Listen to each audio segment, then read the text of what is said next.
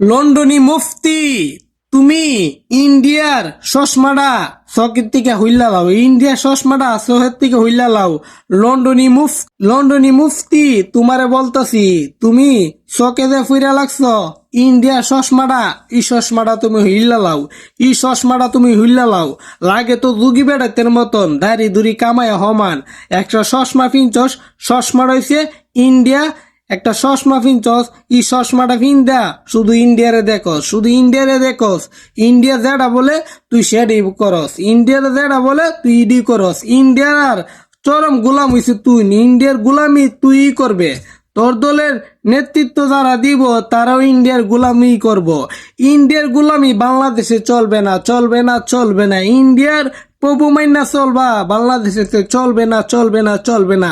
যারা ইন্ডিয়ারে প্রভু বইলে মানবো তাদেরকে বাংলাদেশের মানুষে জুতা ফিটা করব, জুতা ফিটা করব, জুতা ফিটা করব, তাপ্পর দিব, সর দিব, লাত্তি দিব, জুতা ফিটে করব, ঝাড়ু ফিটে করব, যারা ইন্ডিয়ার দালালি করব। তুই তো ইন্ডিয়ার দালাল হইবার জন্য প্রস্তুত আছস, প্রস্তুত আছস। একটা কথা মনে রাখবি, বাংলাদেশের মানুষ কোনো কিছুতেই বই পায় না, বাংলাদেশের মানুষ কোনো কিছুতেই বই পায় না। তুই যদি ইন্ডিয়ার দালালি করস তাইলে তোরে বাংলাদেশের মানুষ কুত্তার মতন ফিরাইব, কুত্তার মতন ফিরাইব। তোর সামনে দায়িত্ব আছে, কুত্তার মতন ফিরাই তোর সামনে দায়িত্ব আছে। কথাটা মনে রাখিস।